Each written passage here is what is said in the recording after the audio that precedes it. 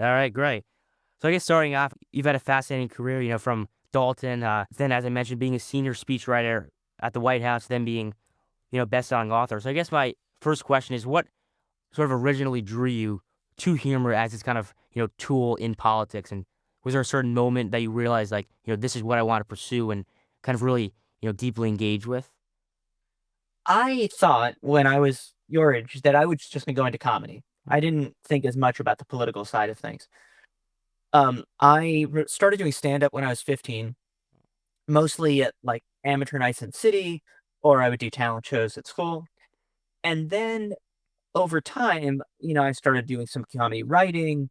When I got to college, I did improv, and I edited a humor magazine, and so that was kinda where I was headed. I actually the summer before I joined the Obama campaign, I interned for The Onion, Uh, and among other things, discovered that I was not very good at writing Onion-style headlines, and sort of began looking for something else to do, and had, what at the time would be like a very early quarter life crisis and tried to figure it all out.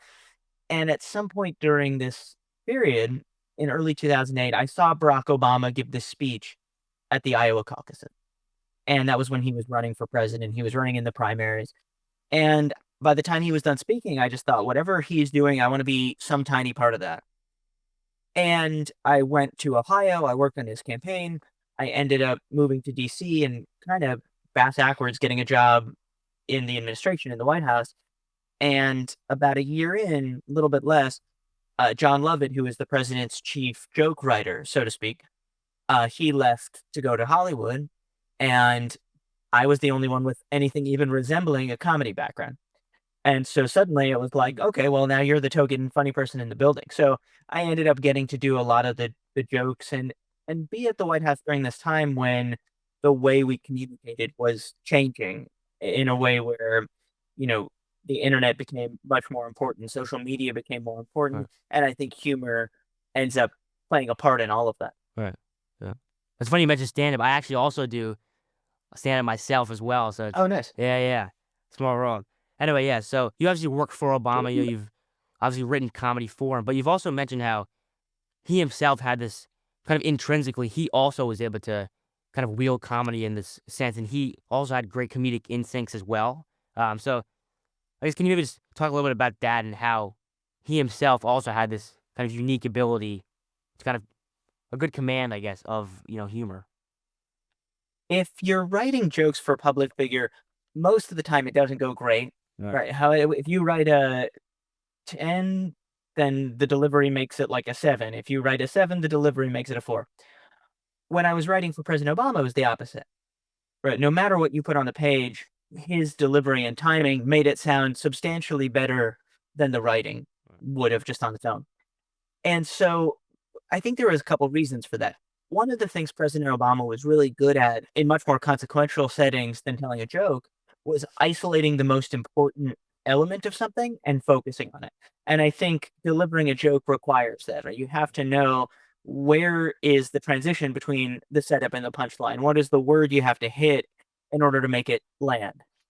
And the other thing about President Obama is before he was a president, he was a writer. And he, often was a little bit busy. So if I was writing a speech about education policy, it wasn't that he was taking out the pen and editing every single line every time. But on jokes, he understood that you have to be more careful and precise than you would most of the time. And so there's, I'd get sheets back where there would be commas moved around or dot, dot, dot put between two words or the word but changed to however. And those little things make such a big difference, as you know, in jokes. Right. Yeah. So I also want to talk about, I guess, like during your tenure with Obama, certain, moments or jokes that obviously now are still, super famous that a lot of people talk about. And one moment that I really want to talk about is back in 2011 at the White House Correspondents Dinner. Like I've definitely read a lot about kind of the part you played in this as well. As it was a very famous moment where Obama was speaking and Trump was in the crowd, and he kind of, for a good 2-3 minutes, he made a number of jabs at Trump. Like he made certain jokes. He's like, quote, no one is prouder to put this birth certificate matter to rest than the Donald because he can finally get back to focusing on issues that matter. Like, did we fake the moon land? Yeah, like so a number of jokes. Mhm. I guess can you kind of talk about, as someone who probably helped kind of craft that joke, sort of what you thought about what the impact of that was? Because I know there are many people today that actually think that that in a way almost, sparked kind of this, fueling fire in Trump in that very moment. Yeah. Yeah. Well, the first thing I'll say is I actually had just started at the White House then, so I would Okay. happily take credit for those jokes because Okay. they're good jokes, but I didn't write them. All right. I did get to sort of watch the process unfold. So John Lovett was still running the joke writing process at the time, bringing different people together, and I think the Trump jokes were more closely held than some of the others because it was really only in a last draft that I saw that those jokes made it in there. Now, they may have been in there sooner and they just didn't include them, and for the junior speechwriters or something like that, but, they were more close to the vet. Right. And what I remember from that night is I was sitting in the cheap seats in that room, and I had a view of Trump, and I could see him turning beet red. And the other thing about that moment was that everyone in the room, Republicans and Democrats, were so excited to see him get taken down a peg, including people like Reince Priebus, who were there and went on to work for Trump, say he's the best president ever. But at the time, they were so excited to see him get, exposed in that way.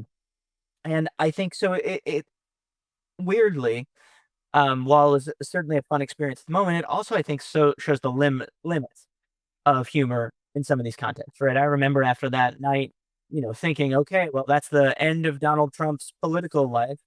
No one comes back from that, and here we are. Right. Yeah. Also in 2015, that was another moment also with a, very famous skit that I've kind of read that you had a very big part in kind of crafting that idea. And that was the Luther the Anger translator clip with, Keelan Peely, where he's kind of standing next to Obama and he was kind of embodying all the anger that Obama had. And then it was very funny. It got a ton of views. I think it was like 35 million views or something. But as someone who kind of, played a big part in that, can you kind of talk about, the thinking that went behind that and how you and Obama kind of decided to, play that and what he thought about what is now, super funny and, very viral moment? President Obama had been a big fan of the Luther Obama's Anger Translator sketches for a very long time. And we had always kind of wanted to do it. We thought about it. Every year, someone said, "Hey, could we bring in Keegan Michael Key to be Luther?" And for a variety of reasons, the timing was just never right until 2015. And then the timing was perfect. Right. And so we ended up, I had met Keegan at a White House party and I emailed him and he was like, "Yeah, okay, great." He was filming in Atlanta, but he kind of was able to like get up at 4 in the morning, get himself to DC. And the fun part of that for me was getting to watch President Obama and Keegan rehearse in the White House because they only got 2 rehearsals, Right. but each time President Obama just couldn't stop laughing. And I remember watching him. I wasn't worried if like the jokes were good or if people on the internet would like it. I did have this question of, is President Obama going to make it through these 5 minutes without breaking? Right. And he did, to his credit. Right. So it was pretty fun to watch that. Right. I want to talk about a quote that you said next. You said, quote, "Humor is extremely good at getting you to pay attention. And by getting people's attention, you can turn it into something worthy." So I think with that quote, like the one example that I think where that really applies is in back in 2014 when the website healthcare.gov was kind of straight. I think it initially crashed and you guys were kind of working on ways to get more engagement. Like you guys set up with the guy Zach Galifianakis, Zach, Galifianakis, yeah. yeah, yeah, he had an interview with Obama in between the two firms, and that also went super viral, and that ultimately drove a lot of engagement to the website. So I guess maybe can you talk about why you think that was so effective and how it connected people, to engage with the website? There were a couple of things that all came together at once, but I certainly didn't see it coming. I actually thought it was a bad idea, Oh. and I'm glad no one listened to me. Um, the number one, you had this very surprising moment, right? And these days, it's relatively common for a politician to join some internet video show or something like that, and it's still people will watch it, but it's not like, oh my gosh, this in and of itself is an event. So that was one thing. The second thing was the writing was just really good, right? It was really funny, and I didn't work on it. They had the normal guys who did Between Two Ferns do the show. And where that kind of like, broke through was just, this is legit funny. You could hate Mm. Barack Obama and still be like, okay, that was pretty funny. Well, good on him for being good sport. And the other thing that I think it did really well was, after being funny, it understood that you really only got one moment to say something serious, right? So President Obama basically almost like called time out, said, "Here's what I want you to know about healthcare.gov. You can get healthcare for under $100 in most cases if you're a young person, and you can go to this website and sign up for it, and the website works now."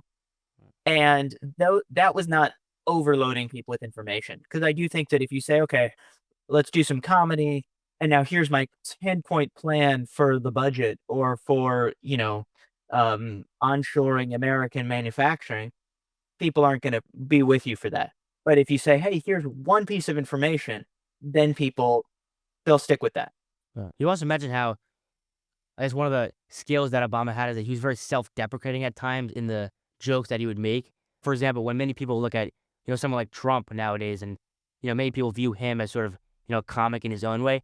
But one of the criticisms that I think people often have for him is that his jokes are never self-deprecating and they're often, punching down on people rather than, punching up or kind of like, making jabs at himself. But I guess my question is sort of how important do you think as a comic sort of being self-deprecating is for your image and it's also, to a modern leader, why is it important, do you think, to be effective in the way that, self-deprecation can achieve? Well, Trump styles himself as a strongman, and for a strongman leader, you don't make fun of yourself, and you don't let anyone else make fun of Right. you, right? That's why Colbert pissed Trump off so much, and I think the more we know, the more clear it became that Trump specifically, or at least either appreciated Colbert getting canceled a great deal or actually pushed for it. And that's pretty standard stuff for autocrats, right? Whether you're talking about Putin in Russia or Xi in China, Orban in Hungary, they're not very self-deprecating guys. The democratic tradition, and that's a small d democratic, in the United States is to acknowledge that the president of the United States is a person, even though they're the most powerful person in the world, even though they're the leader of the country. And I think in that tradition, presidents of both parties have historically said, "Okay, I'll make a joke at my own expense," both because it builds goodwill, but also because there's something fundamentally American about it. So I think it's one of the reasons that, obviously Trump is a very powerful individual. Yeah. He's been very politically successful. And yet, if you look at how most Americans view him, a majority of Americans continue to say, "Hey, this guy is not a role model." And at the moment, most of them don't think he's a good president. And I do think it's one of the reasons that President Obama was able to win over some people who Trump has struggled to win over, who are in the middle, because of his personality. Right. Yeah. You also talked about how obviously when you're writing, comedy for such a powerful figure, there are constraints and there are limits. And I guess one quote that I also read that you said that's very striking. You said comedy is all about not censoring yourself, but politics is all about censoring yourself. So it's about balancing those two things. So I guess I was wondering, yeah, like when you're writing, how'd you sort of walk that line? Because obviously, someone like Obama, whatever he says, while it's a joke, there's always going to be a certain truth that'll ring for people. So yeah, how'd you sort of walk Well, that? it wasn't that we had a list of do's and don'ts. It was more that we said, if we're gonna quote unquote make fun of someone, it should be for something that they did or something they said, not for who they are. So, making fun of someone's appearance, that kind of thing would be off limits. The other thing that we were careful about was not joking about something that, events could change it a few weeks later and how it's perceived. So if you joke about, a national security issue, and then 2 weeks later something erupts, there's a Yeah. crisis, then there's film of you making that joke. Now, some of this all seems almost like old fashioned. And I do think the balance between just saying whatever's on your mind and having message discipline has changed a lot. But I think some of this stuff is unique to Trump, where he gets away with, for whatever reason, being completely, I would call it unhinged, right? Like he says stuff that we in a million years would never have said. And that when JD Vance says it, people are like, "Oh, that's really uncomfortable." Right. Right? So it does seem like Trump, and to his credit, I guess, plays by a different set of rules. Right. We've obviously talked about, someone like Trump, someone like Obama, and how their styles are obviously very different. I was also curious though about like what you thought about someone like Reagan because that's also a president who I think many people think he can have that skill to sort of wield humor. I was curious as to, why you think he was effective in you know, in his own way, I guess. Well, I would argue the two funniest presidents of sort of living memory were Reagan and Obama. And they're very, very different, not just in policy and temperament, but in the way they tell a joke.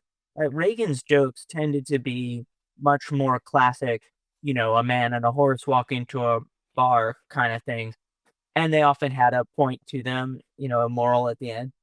And he was really good at telling those kinds of jokes. You almost have to be an entertainer, storyteller to get away with that. Right. But he also, Reagan, I think, is an example of someone who has used self-effacing humor very effectively, right? I mean, I probably paraphrasing here, but when he was shot, Oh he yeah. he joked, right? I Oh hope the yeah. surgeons, or is a Republican, Republican. Yeah. something like Okay. that. Yeah. Yeah. And that moment, right? I'm not a huge fan of Ronald Reagan's policies, but you have to in that moment say, okay, that's a good line, and it also shows a level of courage and strength Right. on a personal level, without making a big deal out of it.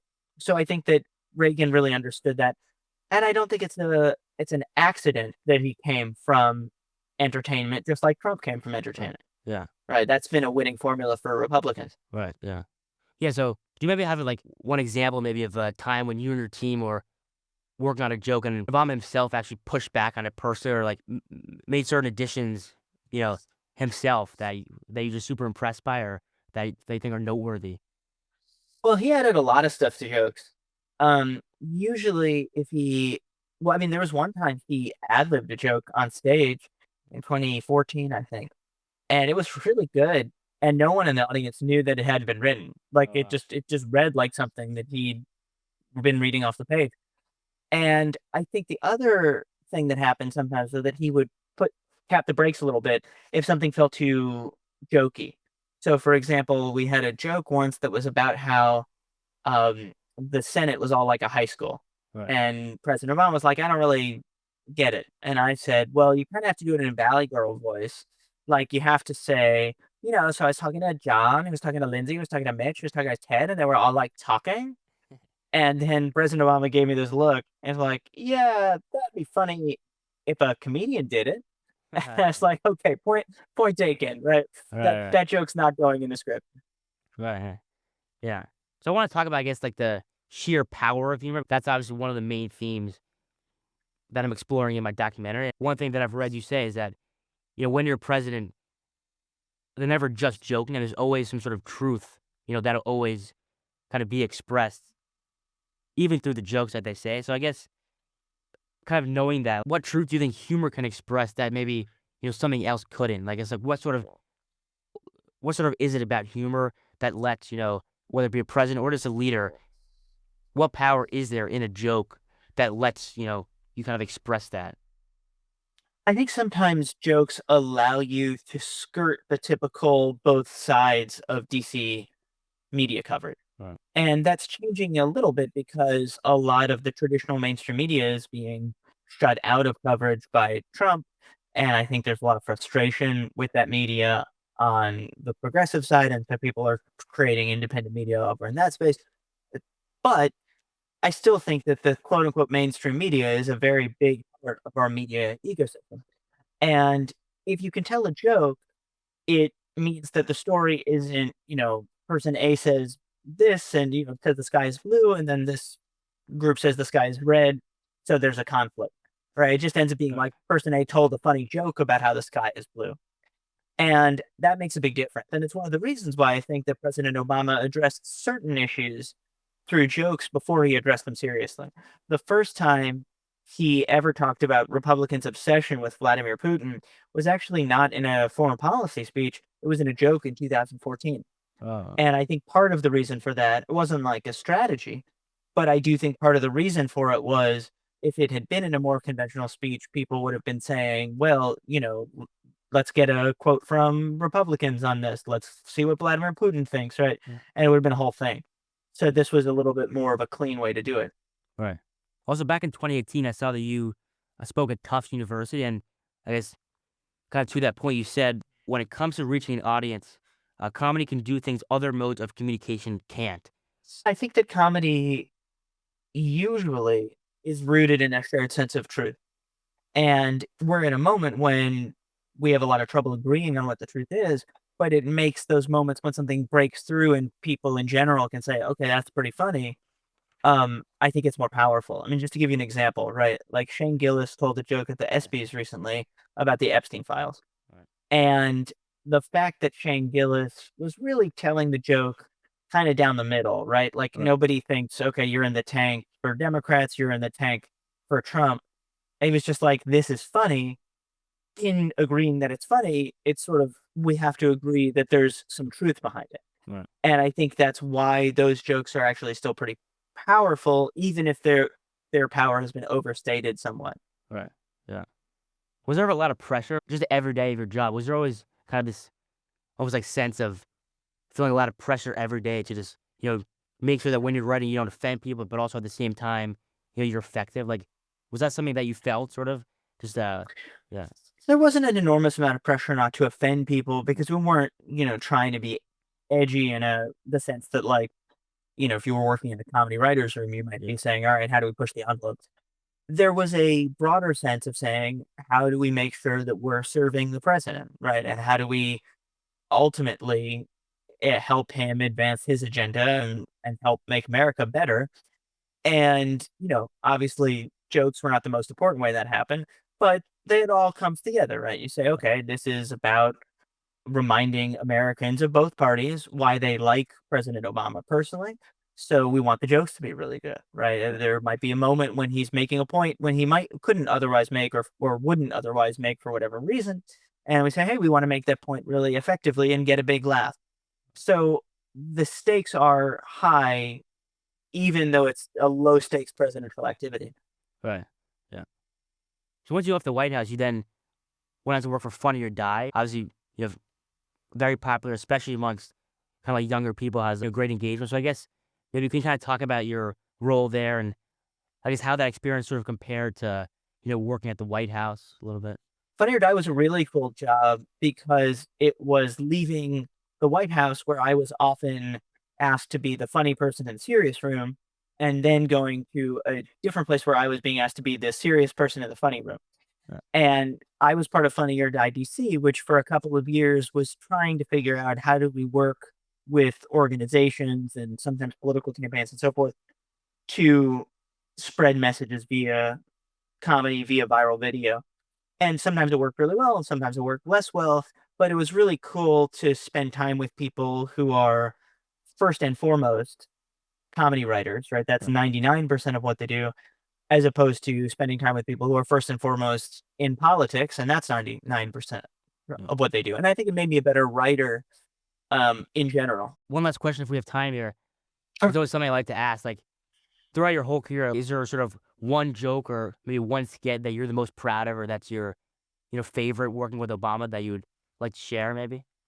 Well, we talked a little about it already, and Yeah, it's yeah. the Luther, the anger Okay. translator Yeah. sketch, but I'll point to one moment in it. Because at the end of that sketch, President Obama takes this turn where he gets really angry talking about climate change deniers.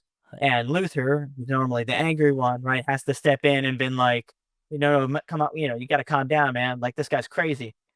And that I thought was really, it was just like a fun way to end things, right? It was a good sort of twist. But also thinking about this as saying, okay, this is funny. And it was a chance for President Obama to let out some of, I think, his real feelings about the frustration with Republicans who then and now are, sort of selling out the planet for no good reason. Right. And I think it was like that moment where it's saying, okay, we're going to get a lot of views for this. How do we make them count without losing the funny part? And that I was really happy to be part of. Right.